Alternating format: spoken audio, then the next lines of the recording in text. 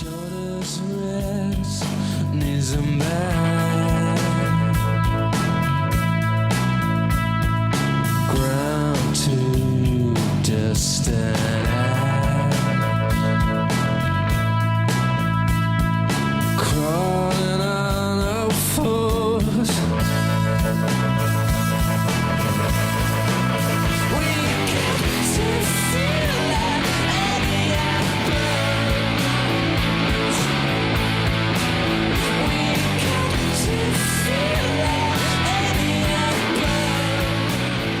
We get to feel like any burns. We get to feel like any bone. Temple, temple, temple, bone, bone, bone, bone, bone. Temple, temple, temple. Anyway. Kelson. We're back. And it's an emergency. I know we just started Twilight. We just started a new franchise. Huge but hit of an episode, too. Yeah, great. What a great episode. Did you listen to it? Did you listen to our show? No, but I saw the metrics. Do people like it? Yeah. Oh, okay. And it's all coming to a screeching halt for the bones. The Sorry, ladies. Sorry, yep. Put a big pause on Twilight. I'm sorry. We will be returning, I promise, with New Moon. But the Bone Temple is here. The Bone Temple calls. The Bone Temple, yeah. They cannot resist the allure of the Bone Temple. And we had to do it. And, now is the time. I'm sorry. Mm-hmm. Yeah. And we have a very special guest. Yeah. It is, can I see your full name? Or just, you can go ahead. Yeah. It's Leo Gertler, brother of Will Gertler, cousin of Maxim Gertler Jaffe, past and future guests. We're getting as many Gertlers on here as possible. And time permitting, we'll move to Jaffe's after. He's a bit of an Easter egg. You're like just one big Easter egg for the listeners. I'm not ready to come out yet, but half baked, half cracked. Let's rock and roll. I don't know, what am I supposed to say? yeah, you're a bit of an egg. yeah. This has connotations that I'm not sure I'm comfortable with.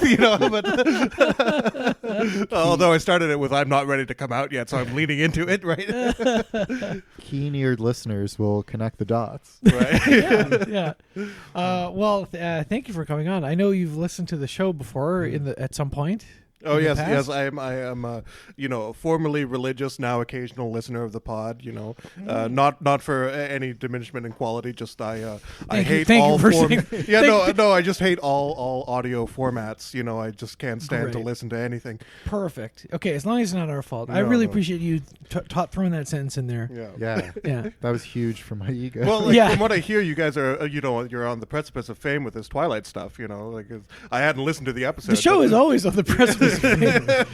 Yeah, we've never really crossed over. They don't tell you how big the precipice is. Right, There's a lot of space. The 12 female listeners who got on for Hunger Games and then left with everything proceeding got back on for Twilight, which is very exciting. Yeah.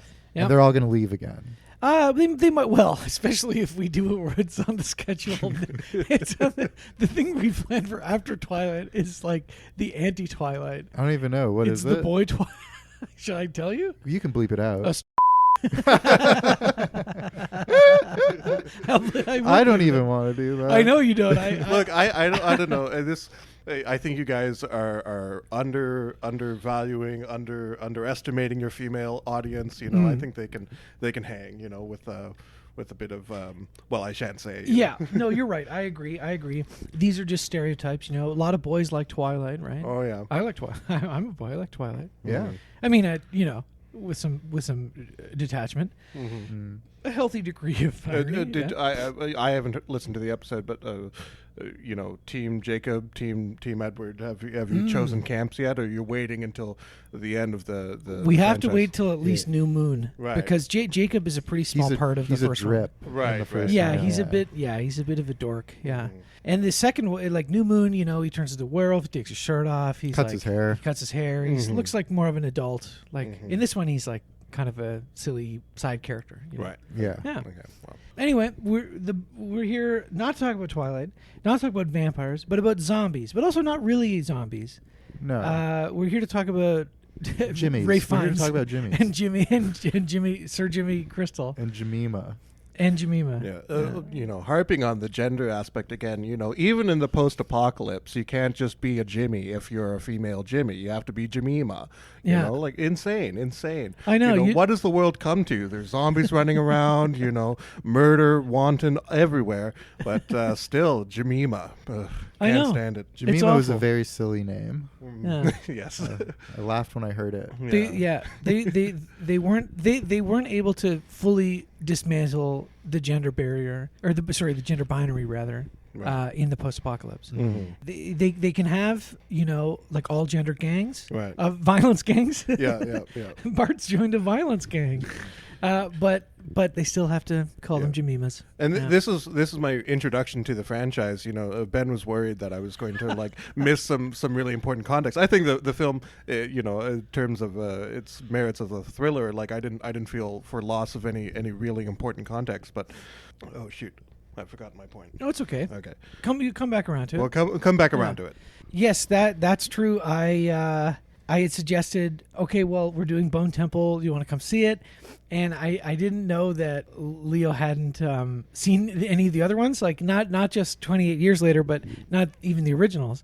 So does this movie stand on its own? Wait, so you still haven't seen the other one? No. Well, just saw it yesterday, and I did. We just saw Bone I did Temple watch yesterday, another yeah. movie last night, but it was just F1, and that was dog shit. Absolutely. You mean Academy Award nominated F1? nominated The film best starring picture. Brad What are you Pitt. talking No, about? just I absolute. knew there was people are like, why did you go see that in the theaters? I knew it was going to be important. You have and Academy brain. by important, I mean nominated for Best Picture, which is one of the least important things in the world, particularly right now. Well, let's talk about some other movies we've watched. Do you want to start, Leo? To tell us about F1. Well, I've it's seen just- it. Yeah, but there's nothing really to talk about. It's like this is a silly comparison, but it's true. It's just like live action Cars 3. It's about old guys getting sad that they can't race good, and Brad Pitt's character manifestly can't race good. He fucks up the entire team, not just the dynamic, but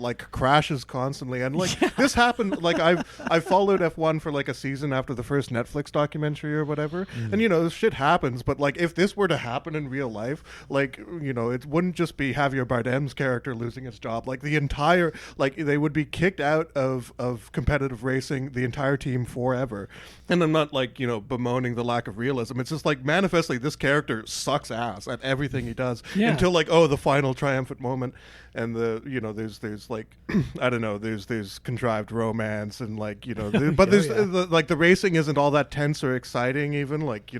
It's more exciting to watch real F1, and that's a very low bar, it's not particularly exciting unless if you're there you get the feel of the engine and all that, but no, this is not good is my rating. 2 thumbs down. Yeah, I agree. Once you see one of the first racing scenes and all the camera tricks are kind of pulled out for you, the sort of driver mounted, all the different angles they've mounted cameras on, and the sort of whip pan effect they have. Once you see it once, it's kind of not particularly interesting after that. And then you're right. Brad Pitt just keeps crashing the car. His strategy is what if I'm a bad driver?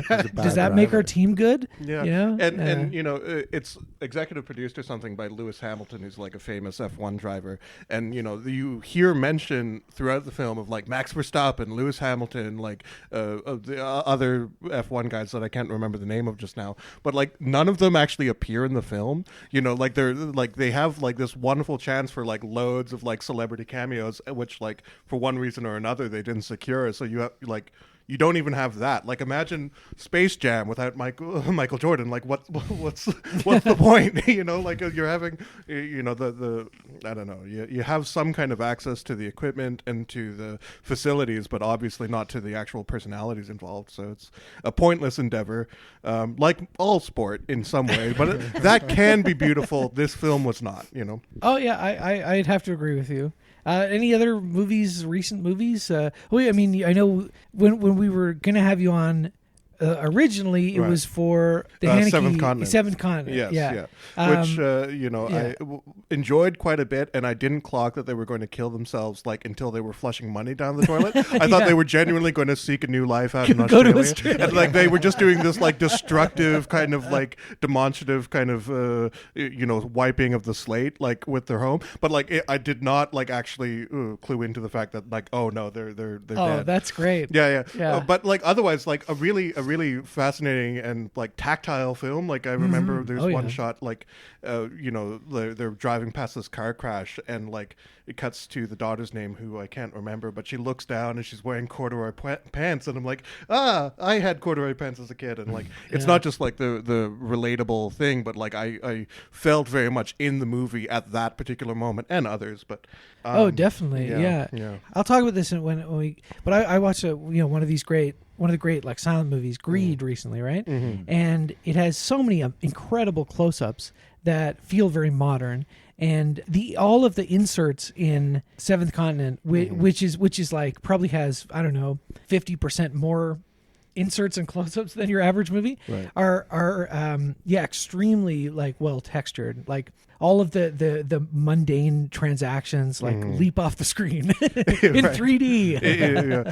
What I'll say, last thing about Seventh Continent for me was that I don't know just how badly this reflects on me, but a life of quiet bourgeois desperation actually seemed like really cozy, like not just for the tactile I elements, agree. What's the but problem? like the rhythm of their lives. There's a certain malaise to it, but like honestly, seems fine, seems okay. It was cozy. Yeah, why not? Give me some of that.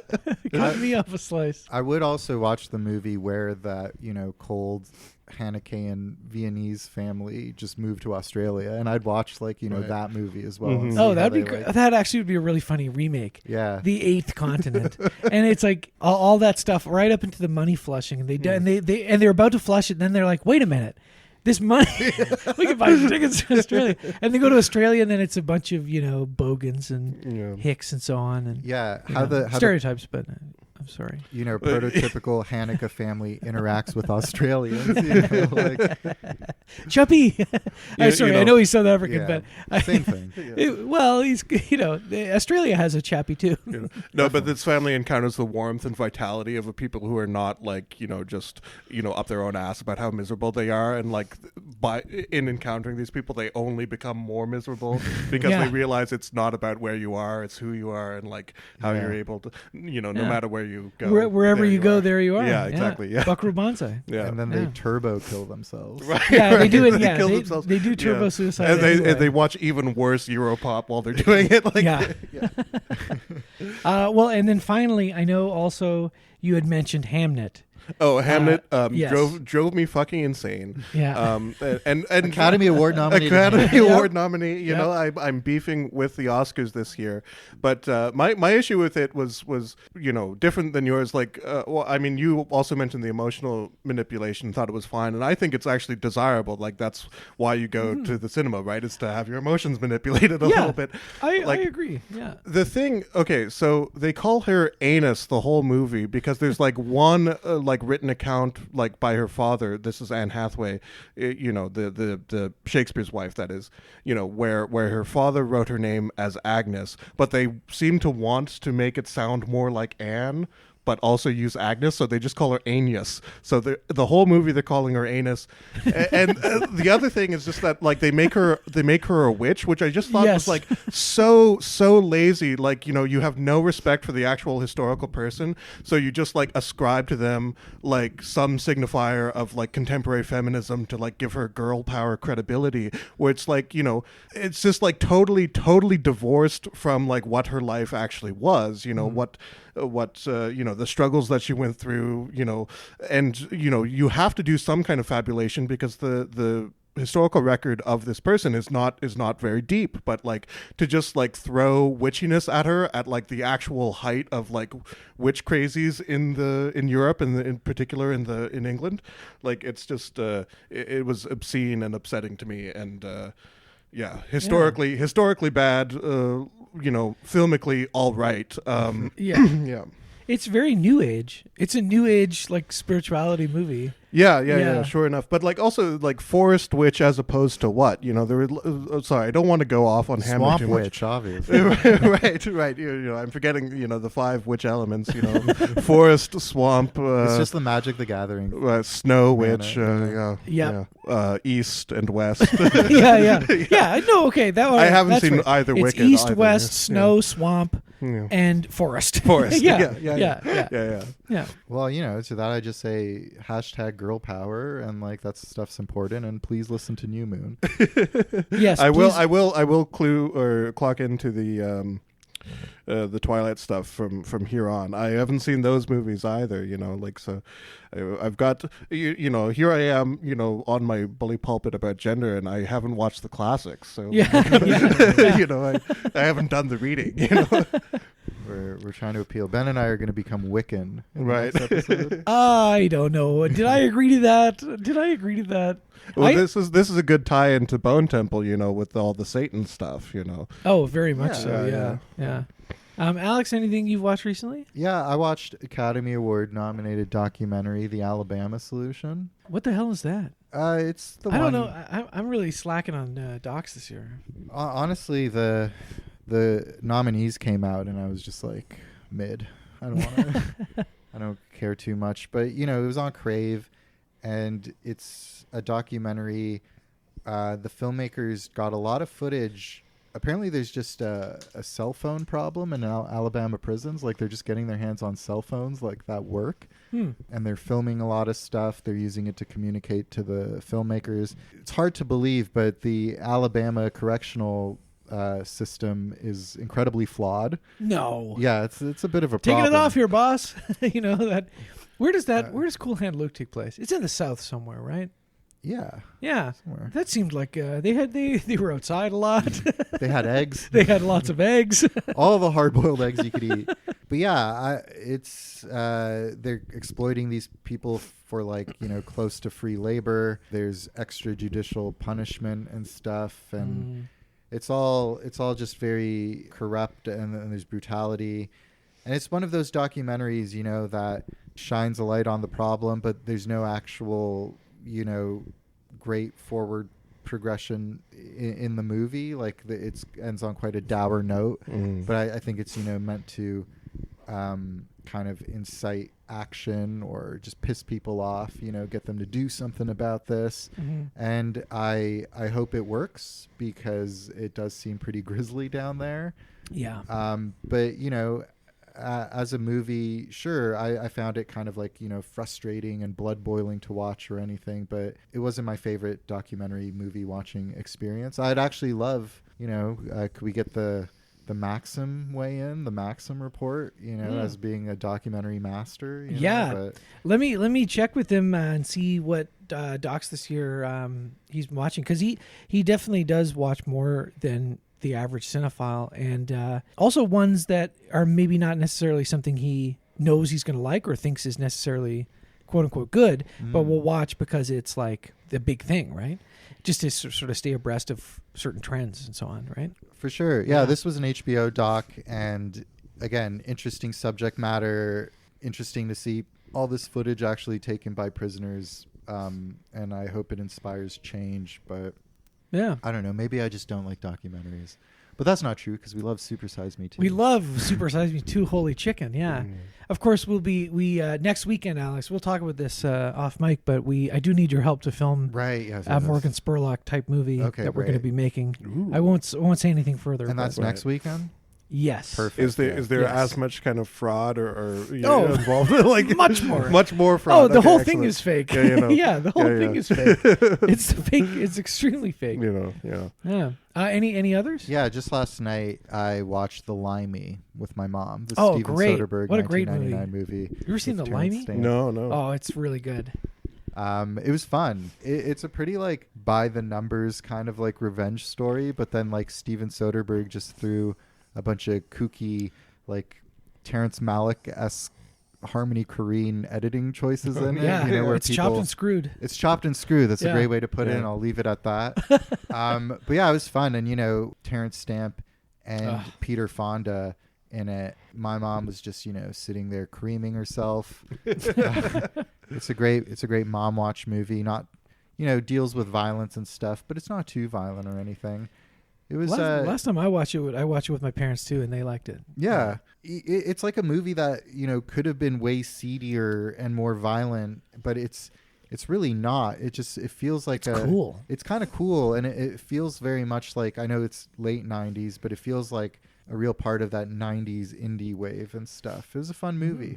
Yeah, I like that movie a lot. Well, of course, I've seen a lot of movies, and some of them are new releases. Nice. So maybe I'll do the ones that aren't new releases, and then I'll do some new releases. Okay, very quickly. Bird, one of the last Clint Eastwood movies I'd been meaning to see. I only have one left, one Clint Eastwood directed film left, and that is Gran Torino, which you'd say is crazy. Why haven't you seen that? That's one of the big ones.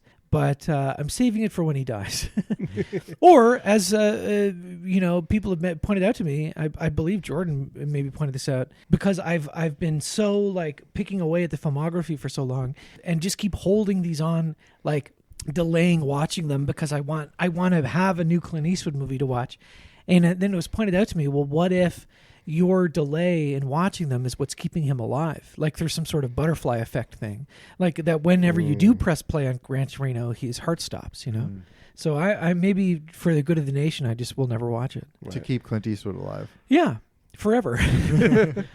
Bird is about Charlie Parker, and it's Forrest Whitaker in one of his first big kind of lead roles, and it's really good.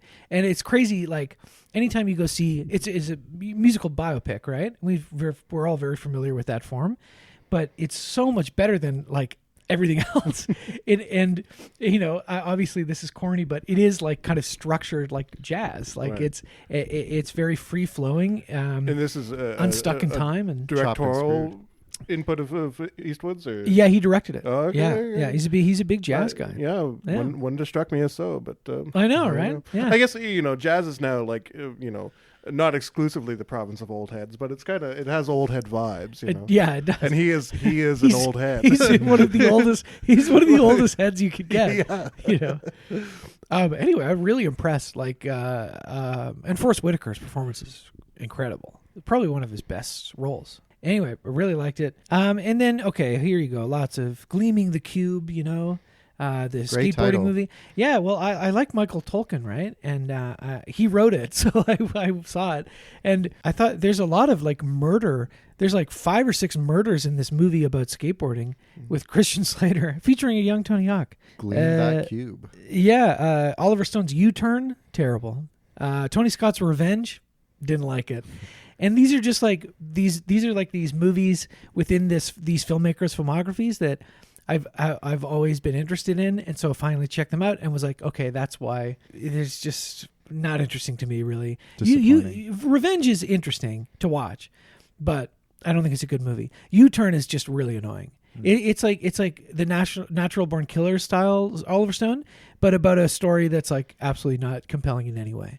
And Sean Penn is in it, and that's too much Sean Penn for me. And I rewatched Herzog's Lessons of Darkness for some reason. I don't know. It felt like it. That's a weird one. I don't know. What's that one about? That's about in the first Gulf War. Documentary Herzog? It's a documentary. The fleeing Iraqi army is lighting all of the oil fields on fire. Right. And so they're just like burning, like, and the whole sky is black. And there's this beautiful like aerial footage of it, and his ponderous narration, But it's also like, and there is one little sort of interview with like this Iraqi woman whose house had been raided by soldiers and whose kids had been beaten, and this awful human element to it, right? But the sort of troubling thing about the movie that I definitely didn't think about when I was like way younger and watched it is like, I love Herzog, but he's clearly more interested in the fires burning than he is in the people, and like the documentary is very clearly interested in that more so than it is like contextualizing the war or anything like that. But and so I go on and I'm like reading these like 1-star reviews that are like, what a cowardly film. I'm like, listen, I don't necessarily agree with that, but I did have that thought through the movie. And then Greed, as I said, Eric von Stroheim, one of the great silent movies of all time. I just had time to watch it during the snowstorm. I had to stay at the hotel overnight because I couldn't get home. Wow. I There are probably worse didn't have fates to. than but- staying at a hotel. Over Yeah, I know. It's there. free. It wasn't so bad. Yeah. And I just had time. So I'm like, oh, fuck it. It's time. It's Greed time. So Tito and I went out to A Doll's House last night, the play. And similar sort of experience, which I think is probably a universal experience, where you're aware of this canonical artwork for years, enough to maybe understand references to it, but you don't really know what it's about. You've never really engaged with it. You've never encountered it. And then you finally do. And then you're like bowled over by how incredible it is. You're in awe of its brilliance. But then you feel dumb because you're like, well, yeah, of course. How late am I to the party? Greed, 1924. Doll's House, I don't know, much older. You just kind of feel like a little silly, just being like, wow, what a great play. Anyway, Greed, I think, is probably the single silent movie I've seen more than any that you could sit like a child down. And maybe not a child, but you could sit like a kid, an adolescent down who is interested in movies, and they would full on pay attention, not look at their phone. Like it's so modern in its mise en scène and its editing and its performance, even to varying degrees. Obviously, its use of close up, and also just like how despairing the story is. Like, it's so brutal. Yeah, I loved it. I was, and I didn't watch the 4-hour reconstruction version. I don't think I would recommend people watch that for the first time. Just watch the version they put out. So you'd say Greed is good. I did in my Letterboxd review. I did did you? make that dumb joke. Yeah. I did not read that before saying this. Yeah, Greed, for lack of a better word, is good. I'll say it too. Greed for the no. Wait a second. Another take. I'll say it too. Greed, for lack of a better word, is good. There we go. Yeah. And I've been continuing genre noir, La Chienne, a.k.a. The Bitch. There's a reason they don't translate that one. Night at the Crossroads, and This Land Is Mine. And I'm not going to talk about all these, but This Land Is Mine is one of his English movies that he made after coming over during World War II. And it's like a propaganda film about this, basically about like Nazi-occupied France and about resistance. And I thought it was really beautiful. And Charles Laughton is in it. And I love Charles Laughton, and he's got some great speeches. Yeah, it's propaganda, and yeah, it's a very on the nose and a little didactic and whatever. But also, it was kind of rousing, And I mean, we're seeing ICE shoot people in the streets, and I was feeling a little bit like, okay, like this is the vibe right now. Right. Here we are again. And that's that. Oh, and then and then so many more. Some new releases very quickly. I promise. Predator Badlands.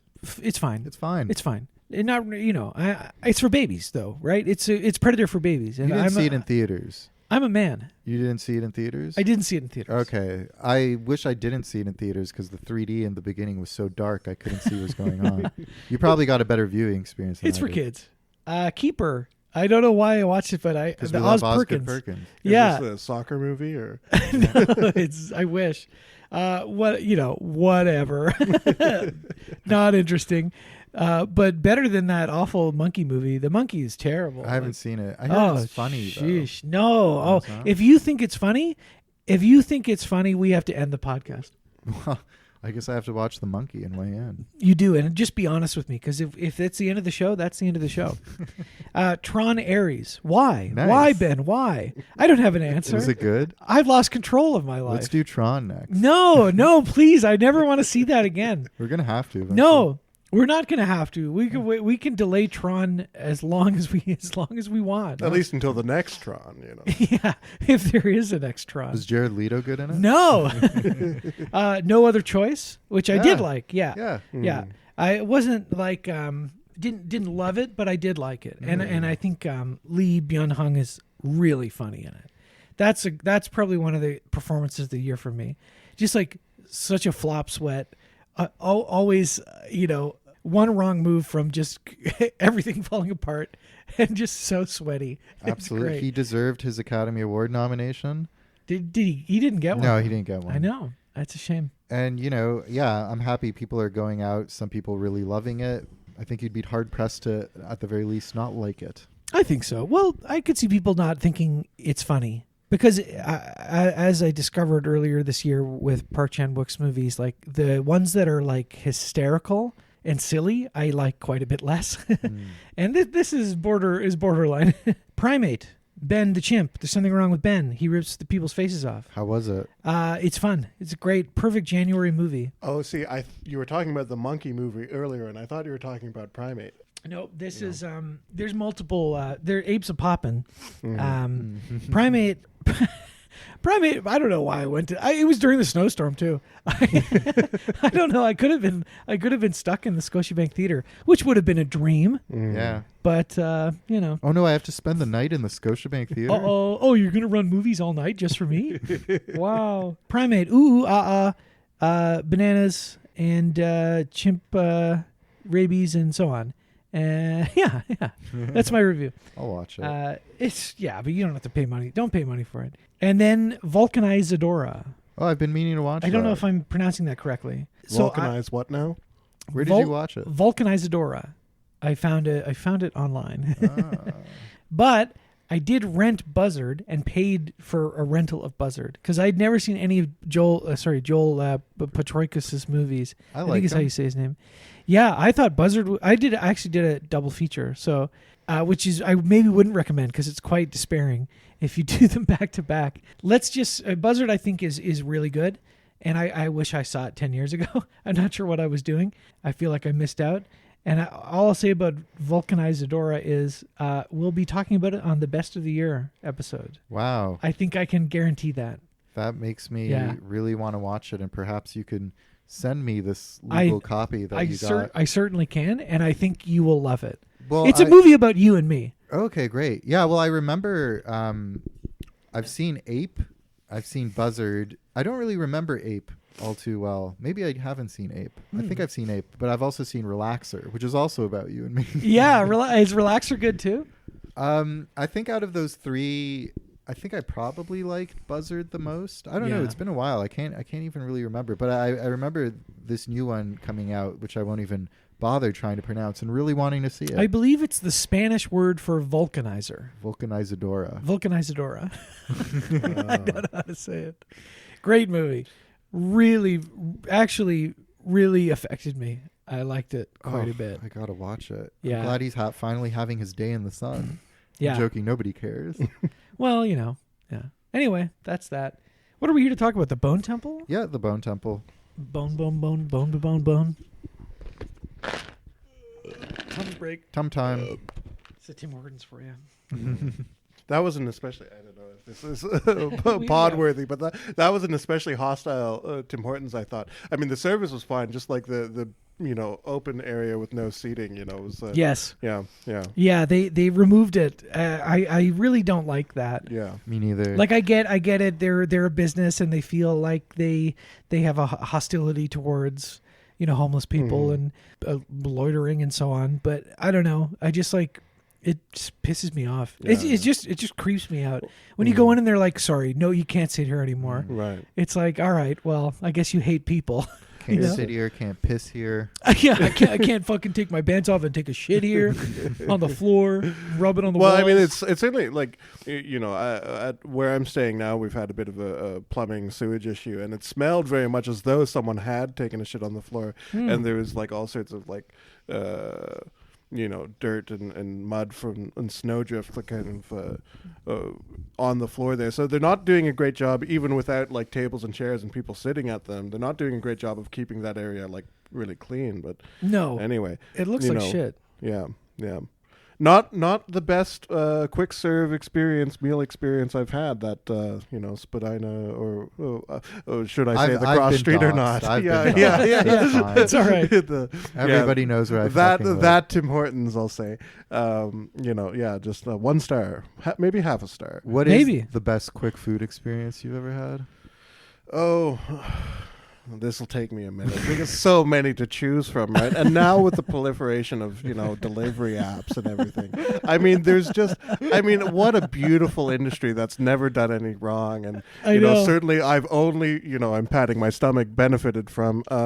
Look, what I'll say about quick serve is that it's like the seventh continent, no matter where you go, there you are, it's really about what you bring to the experience of getting fast food. Because if you go in like as another callback Morgan Spurlock type and like, oh, well, this is prima facie kind of like unhealthy and bad, then like you're not going to enjoy yourself, right? Mm-hmm. But like if you go in like, with an open heart towards the experience. I mean, Dr. Kelson. Absolutely. Mm-hmm. You just, go in and get that Taco Bell. Eat 6 cheesy bean burritos in a sitting. Just go do it. I did that recently. Yeah, right on. I mean, it's just what are we living for anyway? It's the post-apocalypse. It's the Bone Temple. Yeah, it's. No, well said, and a good segue. It is the Bone Temple, and it does feel each day, each news day, it does feel like we are inching closer to the Bone Temple. More and more Bone Temple. Yeah. We're actually all wearing Jimmy Savile-esque tracksuits, and we have blonde wigs, and we did dress up. Jimmy Ben, Jimmy Leo, and Sir Lord Jimmy Alex. Sir Lord Jimmy Alex. Yeah. Maybe just first impressions. I know you saw it a little while ago compared to us. It's been a week or so for me. I had fun. I was pretty underwhelmed by what they did with the Jimmies. I think it's so funny that you haven't seen any of the other movies, and I think you've done yourself a disservice. And I blame Ben mostly. Right. I didn't do anything. I had a good time. I'm not. Yeah. Maybe I'll come to learn just how much I've been robbed by this experience of seeing the Bone Temple first. Well, maybe that was the way to do it, because it made me kind of appreciate 28 years later San's Bone Temple a bit more, because that movie ends with the kid encountering the Jimmies, and it's such a wild left turn out of nowhere. You're like, what is going on? Yeah, and it's like a next week's episode, and then it shows you a whole scene from a different show entirely. Yeah, exactly. Yeah. So I was really intrigued with what they were going to do with that, and then leave it to the steady and capable hands of Alex Garland to not do much with it, I guess. I was just kind of underwhelmed by what that whole thing was about and what they did with the Jimmies. I think it led to some of the most fun moments in cinema I think you could have this year. I'm thinking, I guess, spoilers, who cares, spoilers? Please, there's no way to talk about the Bone Temple without spoiling it. They are the kind of they lead into the Dr. Kelson karaoke Iron Maiden bit. Incredible. Which is incredible. No, yeah. Fantastic. And I thought of you, Ben, yes, when that came on screen. Yes. And I was so excited for you to see it and stuff like that. And never in a million years would I have guessed. But nothing with the Jimmies was that interesting. And I'm so annoyed because I see this bullshit on Instagram where it's the hidden meaning of the Jimmies and Satanism and all this stuff. And I'm just it's not all that interesting or deep. I think it's fun. I don't know. In press materials and stuff, you had Danny Boyle being he's really done something with this one, and it's just not really. It's a fun movie, but I'm not reading too much into any deeper themes. I think the Dr. Kelson Sampson stuff is kind of more funny and interesting. Oh, yeah. No, it becomes very quickly a hangout movie. It's incredible. Ray Fiennes and his drug-seeking golem buddy just hanging out. It's pretty vibey for what is otherwise there's a movie with flaying in it. It's people ripping each other's heads off. Yeah. My one serious joke for the Bone Temple is that there are several really really effective and fun jump scares in it, but none more shocking than the Alex Garland credit at the end. I was really not prepared for that and shook me to my core. I mean I've my filmic cinematic credentials are not maybe what they should be, but I mostly know him for Civil War's 2024 movie. Which blows, God awful. Blows. Yeah. Yes. I like The book The Beach that he wrote. I really like that book. But the movie The Beach, his movie stuff is just. Well, I guess he wrote 28 Days Later. Yeah, he wrote lots of good stuff. I think Sunshine is okay, but he wrote the original. 28 yeah, days he did. Later, he 28 did. Days Yes, Later, yeah. It's him and Danny Boyle. their thing. Danny Boyle, of course, not returning to direct this one. It is directed by Nia DaCosta. And also Anthony Dodd Mantle, who shot a lot of the Dogma movies, like with Von Trier and Thomas Vinterberg and so on. He shot the 28 Years Later. So just to fill you in a little bit, Leo, and also to reiterate for the listeners, one of the hallmarks of the franchise is its use of digital video. So 28 Days Later, the original was shot on like prosumer cameras that are like early digital video and looks extremely unique, especially today. It maybe today even more so, because now we're accustomed to like extremely high resolution digital video, so we know what that looks like. Everything's shot digitally now, and it just feels even more strange. Then 28 Weeks Later, whatever, kind of an outlier. It's not bad. Not bad, but 28 Years Later, the prequel to this movie, he got Anthony Dodd Mantle to shoot it on like a bunch of iPhones. And iPhones with a bunch of attachments and a lot of, I'm sure, a lot of different, millions of dollars worth of gear on it. Lenses and so on. But there's some incredible cinematography in that movie that is so jarring and unlike anything you've seen in certainly at like the Cineplex. But this one doesn't have that element. This one is much more straightforward stylistically. There's a few like snorri cam shots, when it's the camera's attached to like the Samsung or whoever, and some like time lapse night sky photography that was also in years. Yeah, but it's much more grounded stylistically in like classic digital cinematography. Agreed. And that's also a bit of a I would say maybe a knock against it compared to something like 28 Years Later. Agreed. However, I thought it was a really entertaining movie. Yes. And I thought I love the Dr. Kelson character from the first one, and this is basically like half his movie and half Jimmy's movie. Jack O'Connell. I agree with you. I think the promise of the Jimmies at the end of the first movie, which was so bizarre and so like off-putting and silly and menacing, especially if you're aware of the Jimmy Savile thing, right? I was thinking they were going to be a lot weirder than they were, and it turns out they're just like a murder gang. Which is something that I think we're even though we've not encountered that within this franchise. It's just a post-apocalyptic idea that is kind of a trope. A trope, It's like in Mad Max. They're like a roving gang of crazy guys who kills people because they've all gone insane. In this case, I was trying to like figure it out, like what they were actually going with it, and there's like. My most kind of fleshed out read is like, oh, it's like so transgressive to have like, gang modeled after a pedophile that's like filled out entirely by children, but like there's no like intimation of like, like they're evil, bad Satanists who do like horrible murder and torture, but there's none of that like actual kind of like Jimmy Savile like story or like impact to it, which I think is maybe a good thing. Probably well considered on that score. Sure. I agree. Probably for the best that it doesn't get into like a weird, creepy like pedo thing. Not just because it wouldn't make sense internally in the logic of the world that the outbreak happened before his crimes were revealed, but also just because I don't know. It's also a mainstream. I mean, it's like it's a mainstream horror movie. It don't want people fleeing the theater. Although there were a couple in front of us who left like probably 45 minutes. Something like that. Yeah. I don't think they were grossed out. I think they just were like, maybe they just didn't know what they were watching, and they were like, I don't what's going on. Maybe they were like me, and they didn't have a podcast to kind of like justify their staying in the theater. Yeah, it's possible. Sometimes I forget this, but not everybody has a podcast. Right. No, I agree. However, I was sort of expecting some element of that because like they're setting this Jimmy Savile thing up, and I was expecting there to be a little bit more menace towards the Spike character, like a little bit more. Like I was expecting an element of sexual danger, which I don't think would have necessarily made the movie better. It did make me sort of question, well, why Jimmy Savile in the first place?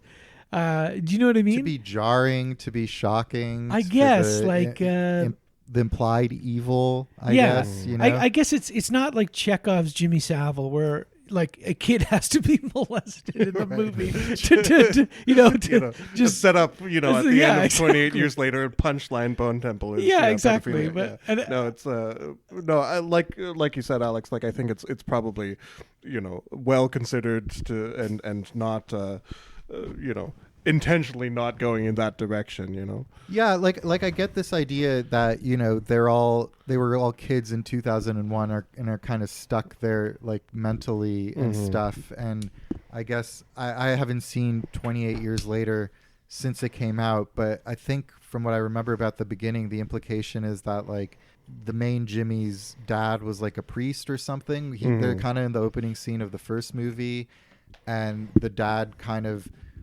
lets a bunch of infected into his like parish or whatever, but hides Jimmy, and he's just kind of like, it's the end of the world or whatever. And then somehow the main Jimmy character survives and develops this cult of personality around him and is obsessed with Jimmy Savile and Teletubbies.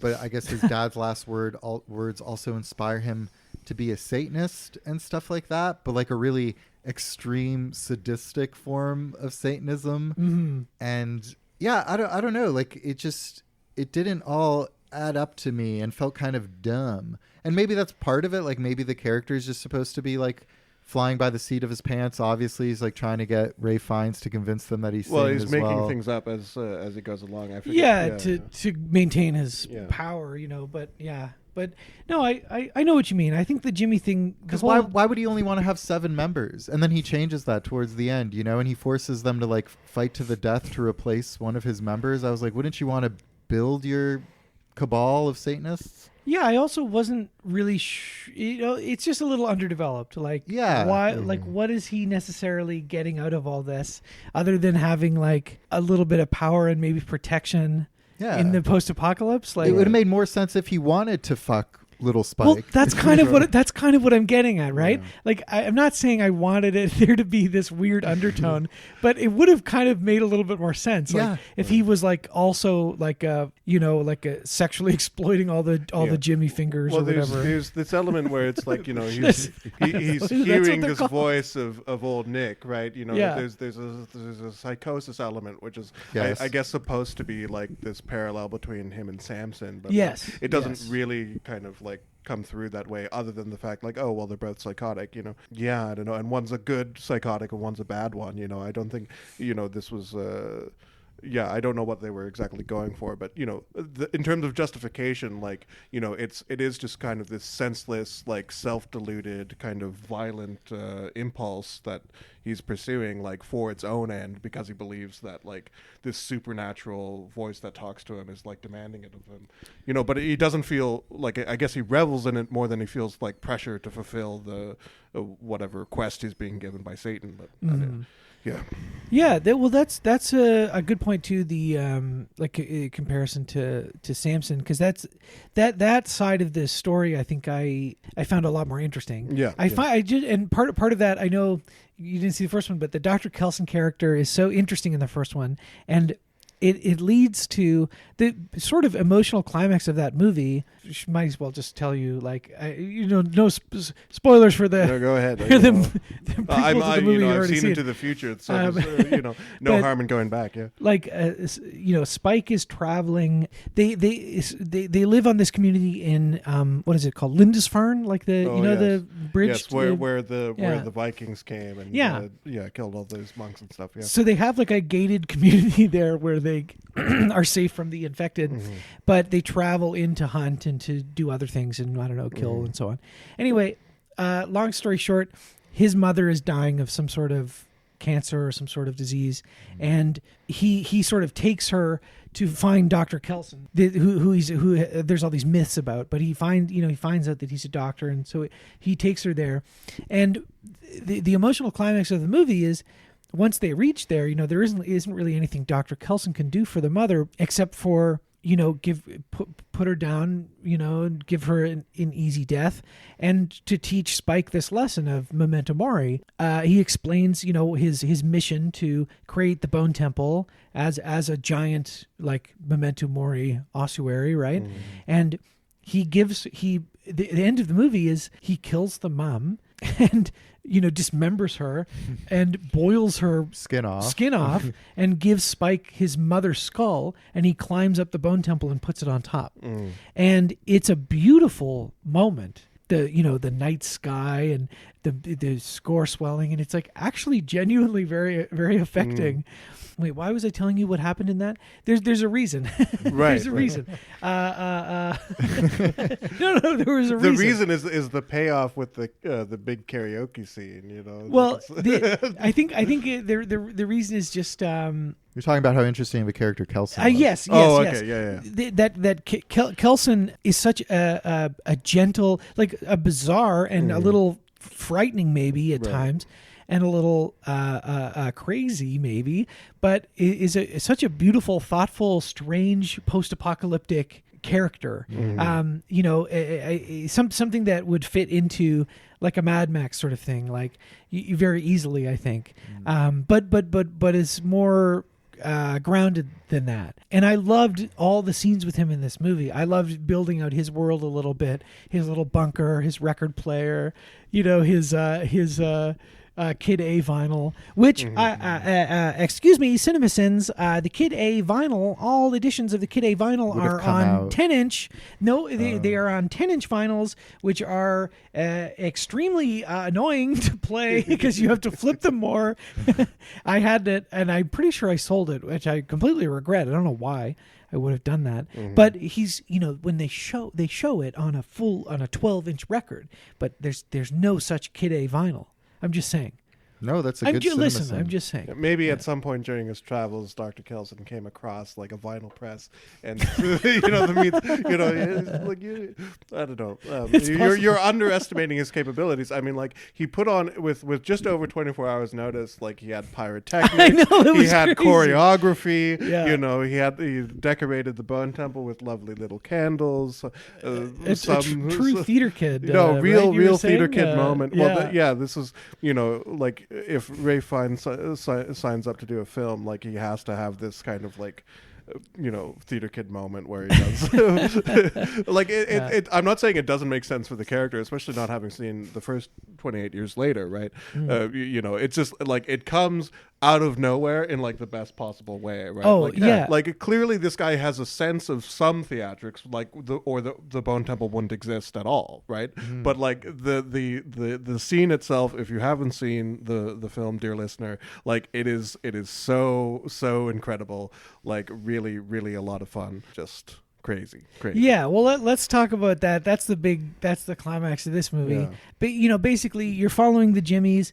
They're raiding and torturing people. They're fighting to the death. Spike is there, and Spike is pretty much like a non-character in the movie. Unfortunately, he's just kind of there to bear witness. He's the come and see kid. Yeah, he's there to throw up and cry. And yeah, he's decide got all the after wrinkles. all it's not worth it to kill baby Hitler, and he's gonna go all the way back to baby Hitler and then say, you know what? I don't want to skin. I know baby you don't Hitler. like that movie. I still like that movie, right.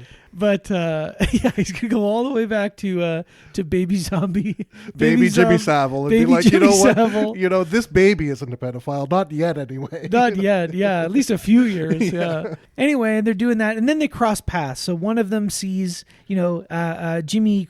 Sir Lord Jimmy Crystal, played by Jack O'Connell, very well, I think, and I love his accent, and I love how menacing he is, and what a great, I know this is a different year than 2025 when Sinners came out, but what a great run for him of very menacing, evil, vampiric, literal or otherwise characters. Do you see Sinners, Leo? Oh, I saw Sinners, but yeah, he's the Irish vampire in that as well. Oh, okay, right on. Great performance. Very menacing in that movie as well. Anyway, they end up crossing paths because he's talking about old Nick and all these visions, and him hearing old Nick's voice and Satan's voice telling him to do all these things. And one of them stumbles upon Dr. Kelson and sees, he's all in red. He's got all this. He's got this freaking bone temple. It must be Satan. I mean, you'd be. You'd think it was Satan too, right? Right, sure. Absolutely. They end up going to talk, and he basically says to him, listen, like we're going to meet with my peeps, he keeps calling them. My droogs. My droogs. Yeah. Well, there's very much a Clockwork Orange thing too. Yeah, definitely. he needs to meet with his droogs and reassert his dominance and so on.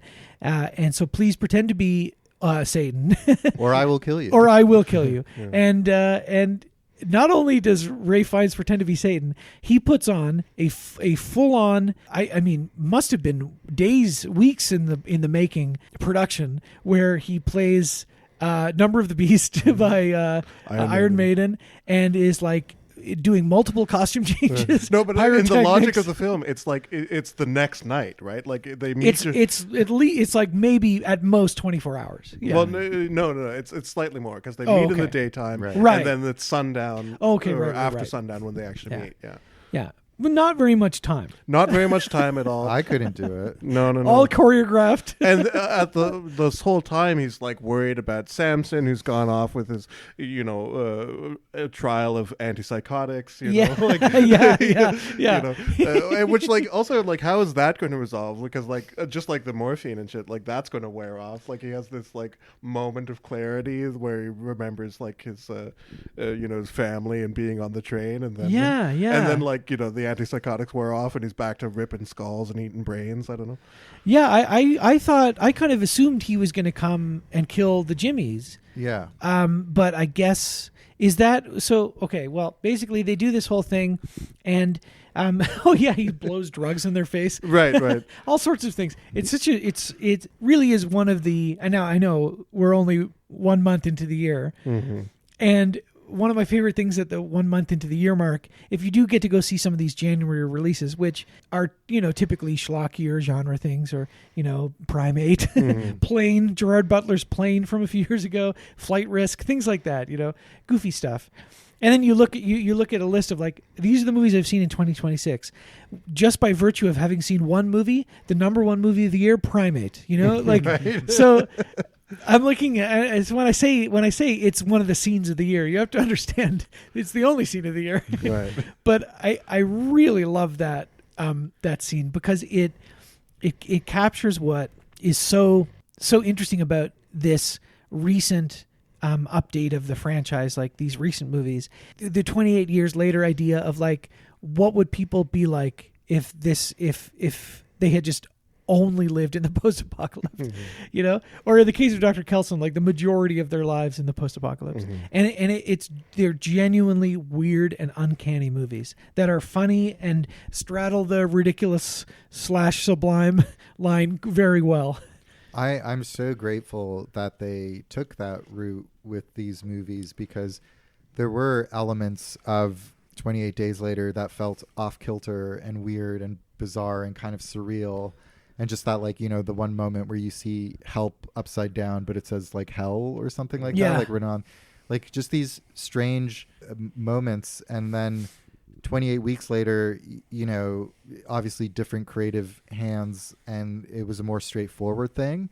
But I'm glad that in resurrecting the franchise, they really leaned into the weirdness of the first one. And these movies, while, I don't think they're perfect, but I do get a lot of enjoyment out of them. And I'm just so happy that they do feel like that off-kilter vibe just extended to two movies. And they're both weird in really different ways too, like in the first 28 years later, they didn't bring them back for the second one, but you had those weird crawling zombies or whatever who've grown like fat and eat worms. So like Samson is like he's an alpha. Yeah, he's an alpha. So they've developed off from, like, I don't know, eating brains or pineal glands or something or whatever. Like any right? good zombie game, there are different enemy types. Yeah. Yeah. So there are these crawlers that are like bloated, and it's some sort of like hormone thing or something that made them really big or something, and they're blind or something. And like it's that. weird. Like, There's all sorts of weird stuff in the first one too. Yeah, and I'm just grateful for it. I don't think it's like a perfect movie, but it's an off the walls entry that tries to go for something, and I appreciate that. Yeah, same. And this movie maybe lacks some of the stylistic weirdness of the first one. It does make up for it by retaining some of some of the very strange plot beats and characters like Dr. Kelson and his productions.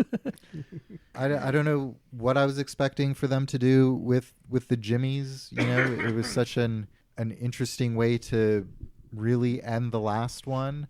And you spend a lot of time with the Jimmies in this one. You spend a lot of time skinning people with the Jimmies in this one, Yeah. which again was kind of interesting. That was like the most graphic, overt, like human on human violence we've kind of seen in these movies so far. Mm-hmm. I don't know. Not as bonkers of an ending to this one. Like they brought back, again, spoilers, they brought back Cillian Murphy Yes. and his daughter. Yeah, you get a like similar to the last one, but again, yeah, a lot less wacky. You get like a couple minute scene setting up the next one. Cillian Murphy's back.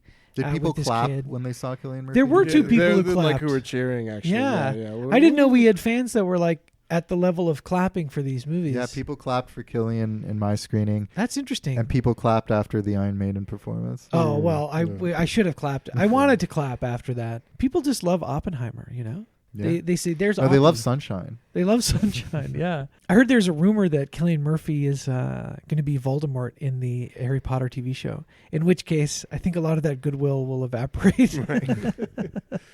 I really hope Do people care, like, fundamentally? Really? No, I don't think so. I think, you know, people online care. Well, yeah. People online who this is we're talking about Sydney Sweeney, Sydney right? Sweeney, yeah. People online care very deeply about your choices as an actor in your personal life and your choice of projects and so on. Yeah, Right. But I mean, you know, like every time there's a new Harry Potter property, like, you know, I'm like not truly offline, but I am mostly offline, you know, and, you know, you hear bits and pieces about how people are still outraged at J.K. Rowling and like whomever is involved in like the new Harry Potter thing.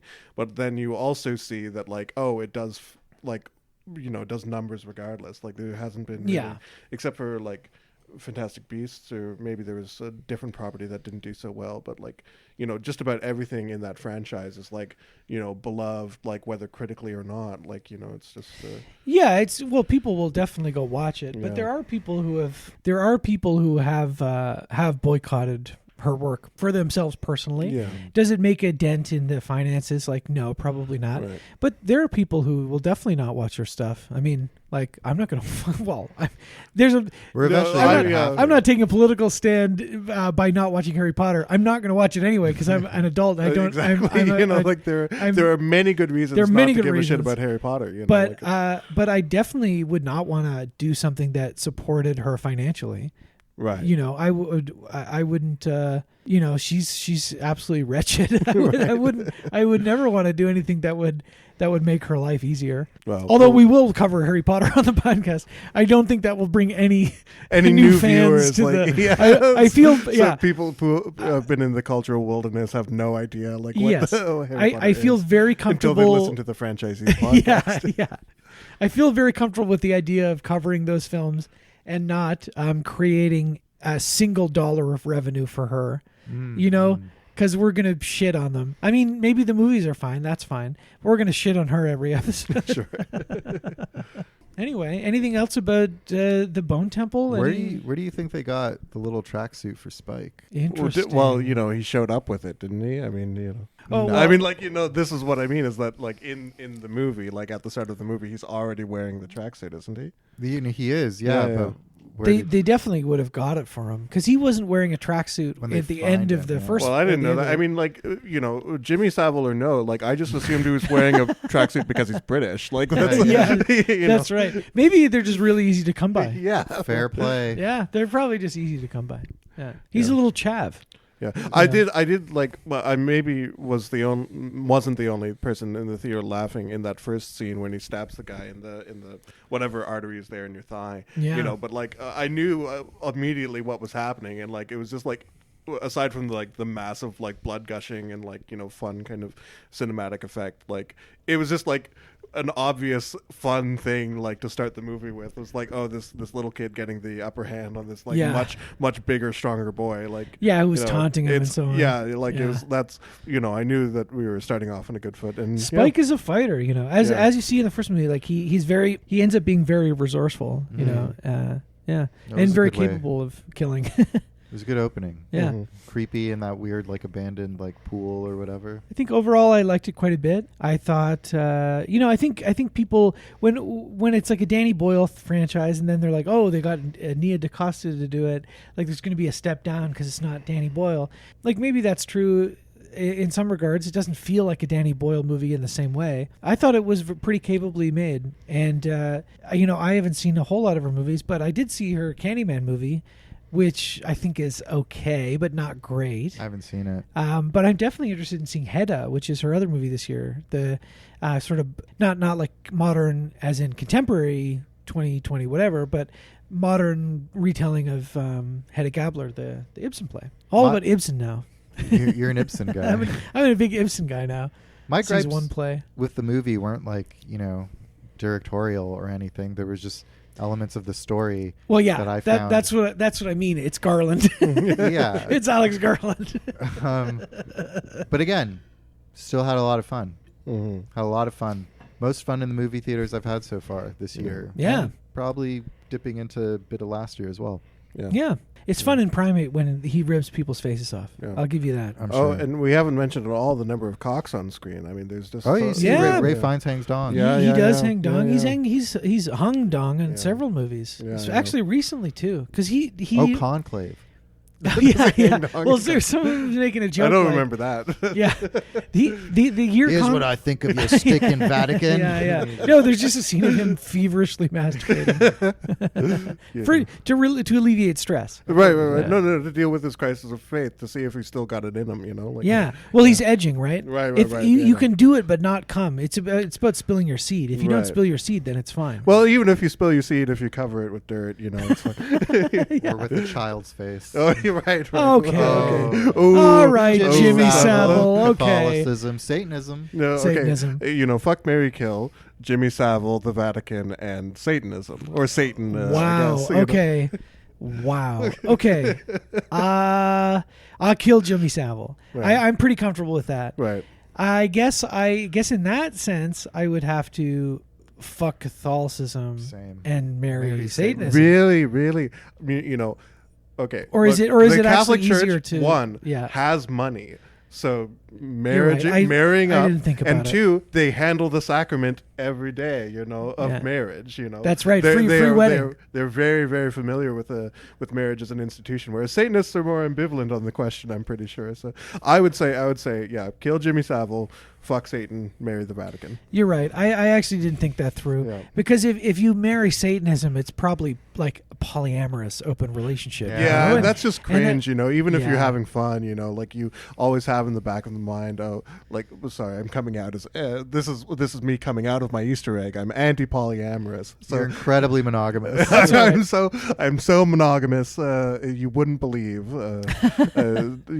Yeah. So. My dabbles in polyamory are in a pre-COVID era, Right. and will stay there. I Right. think but it was great. Well, Should we rate this bad boy? yeah, let's do it. How many Jimmy fingers out of 7 would you give this movie? I'll get an order of Jimmy Fingers, extra plum sauce. I get a 3.5, which I think is what I gave the other one. But now, in retrospect, the other one gets to go up to a 4, and maybe this one gets to be 3.5. Out of 7, though. Oh, sorry, you said 7? Yeah. Oh, yeah. I don't know. Whatever. Do the math. Yeah. It's probably like a 4.5 out of 7. Yeah, whatever. Or 5. Yeah, I'd say yes, 4.5, 4. Oh. Yeah, I'm 4.5 out of 7 too. Whatever equals 3.5 out of 5. Yeah. Jimmy fingers. I don't think that we're gonna. 7's a tricky one. Always tripped me up as a kid. Leo, do you want to rank all the 28 movies? Sure. Number 1 by far is the Bone Temple.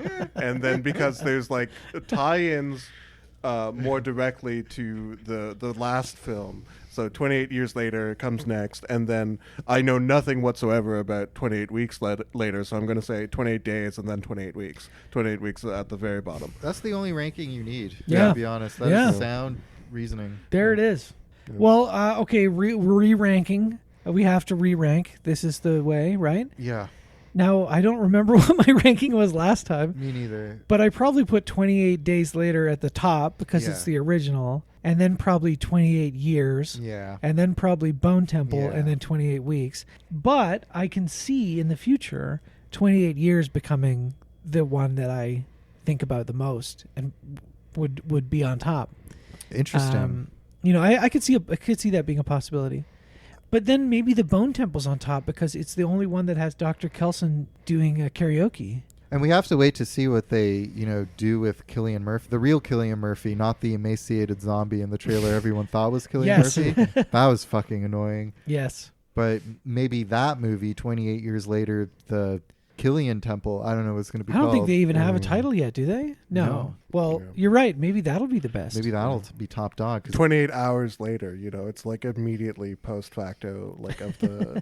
Well, I suppose like be good. this is true of this movie too. Like it's immediately after the events of 28 years later. But anyway, yeah, if It is. Yeah, it is pretty much 28 hours later, isn't it? right. they could flip the naming convention and make the new one like less than what's been before. Right, so- T minus 28 hours. Yeah. or 28 minutes later. Yeah, like find out how they rescued them and carry on from there. 28 seconds later. Mhm. Ooh. It picks up. It might actually be 28 seconds later because Right. it's probably just going to be like Cillian Murphy saving them, right? Yeah, Yeah. we're theory Yeah. casting with the title of the, let's put all our money into a prediction market to Yeah. this episode sponsored You by on Kalshi. Kalshi or yeah? No, I No, Polymarket?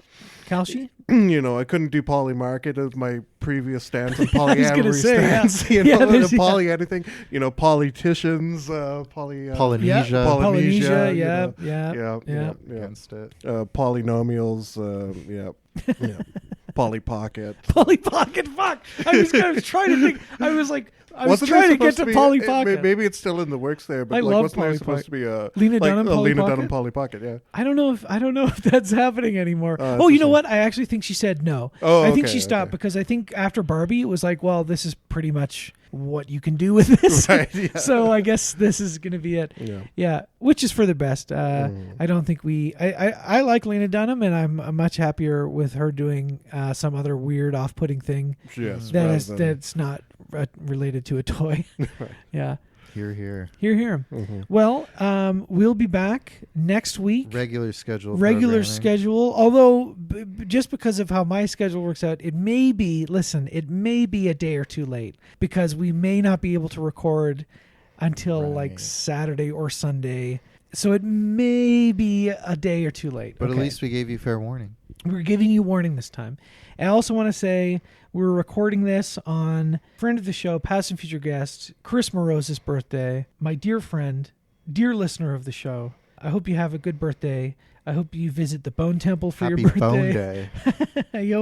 I hope you go to the Bone Zone. Do some morphine know? while listening to Iron Maiden. Yeah. Oh man, that.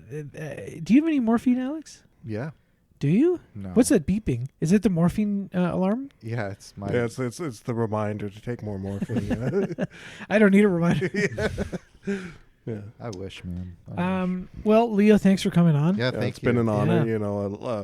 not a lifelong dream, but a pod-long dream, as Yeah. I'm continuing the great Gertler legacy of appearing on this podcast, and I think I've done my bit. It's gonna be a curse on your house. well, it's what do you mean gonna? Like, here we are, like, Yeah, forced into it. Yeah. Well, ideally, I mean, my prediction, the next Gertler or Jaffe we'll have is Jordana Gertler Jaffe. I think that makes good sense. Yeah, and all we have to do is finally break the seal and learn how to do a Zoom record. Listener, if you weren't aware of this, every single guest we've had on this show has been in the room with us, and every single episode of the show that doesn't have a guest, it's just me and Alex, it's been in person. And that's, I think, something that I like about the show. But I listen to tons of shows that record over Zoom, and you can't really tell any difference. It doesn't matter. We do point out, like, oh, there's the cat, or oh, I pause the show. I have to go take a shit in your bathroom, or whatever. And I think that adds a sort of a verisimilitude, Some textileness yeah. to it. Mm. Exactly. But you wouldn't believe the celebrities we couldn't have on because we couldn't figure out the Zoom thing. Like the number of people who've wanted to come on the show. Elias Koteas, Sarah Pauly. Sarah Pauly. All Canadians, of course, right? Only exclusively Canadian. Jay Baruchel. Seth Rogen. Devin Bostwick. Yeah, Michael Cera. Yeah, but that's okay because we can still, once we do the first Zoom, it's gonna be gravy from then on. Yeah, it'll open us up. We can get many more guests. It's really not that hard to do it. We'll figure it out. But thank you for coming and being here in the flesh. Oh, what a pleasure! As I said. Okay, next week, new moon, twilight, new moon. Let's hear it. Let's have a nice awoo. Ready? 1, 2, 3. Awoo!